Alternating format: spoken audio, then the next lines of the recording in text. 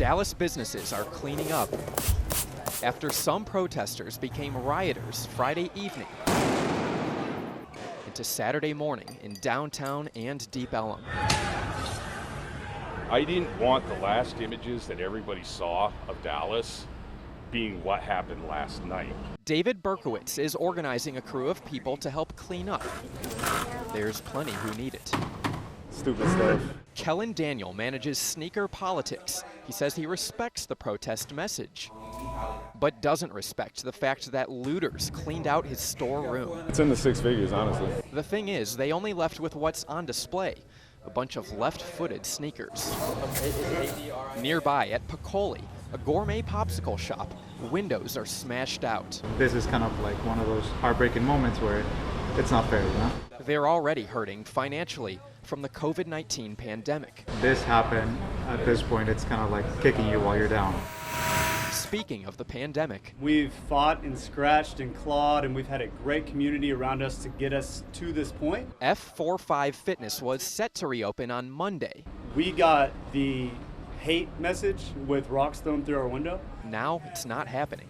The owner says he understands the protests, just not the damage. Do it respectfully and do it as a community. Many protesters are praying justice for George Floyd.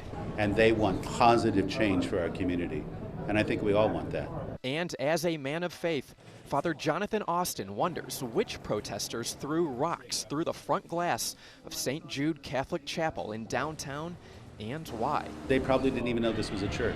Still, he's brushing it off. That's just some glass. Who cares? Adding he's down for their initial cause. I'm with them 100%. What started as peaceful didn't end that way.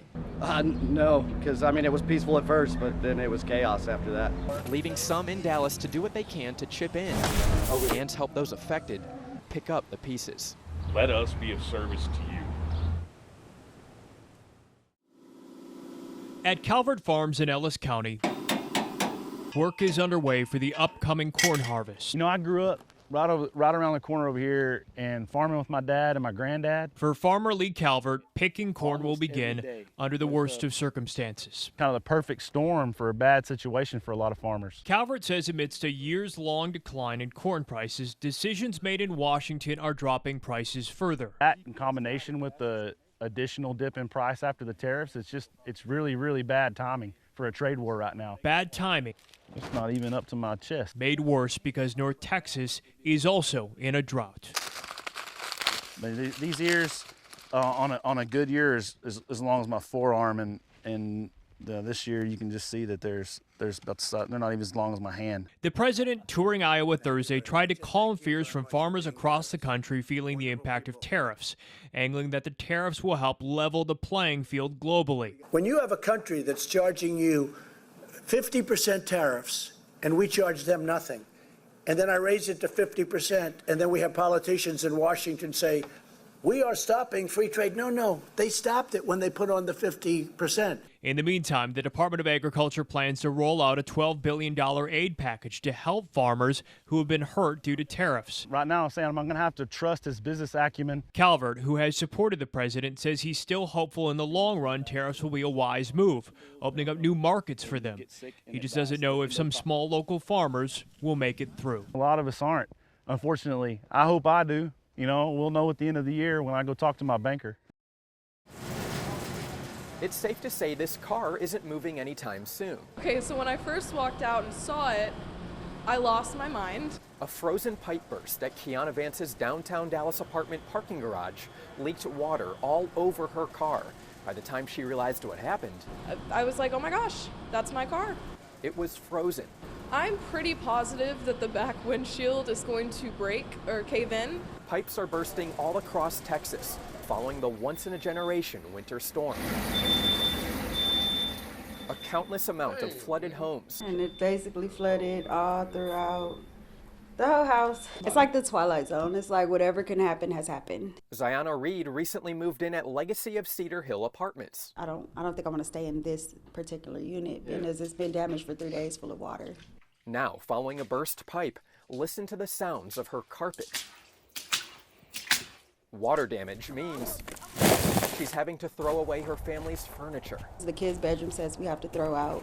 The apartment complex, like many others, is seeing all sorts of issues. If you don't have heat, you don't have water, there's very little you can do in your own place. The faith-based disaster relief organization, Texas Baptist Men, is sending flood recovery units and other tools here this weekend. But all the water mains froze, so they can't do laundry, they can't take showers. This weekend we're bringing down one of our laundry and shower units, and inside of that are 6 individual shower stalls that are cleaned by the volunteers after every use. But some can't wait that long. And we've been without light since 3 a.m.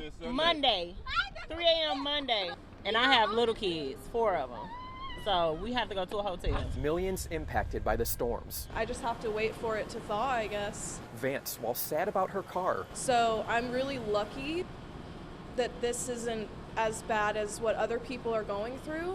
is grateful it's not inside her apartment too, knowing so many are struggling. I want this weather to go away. Once this all dries up, I know I'll definitely feel a lot happier. It's that time of year. High school football is back. Dallas ISD teams are hosting their first official practices of the season Monday, while hoping this season is more normal than last season. Yeah, because I don't want to have my year stripped away from me, like some of the seniors this past year had. COVID-19 tackled any plans of a traditional season in 2020.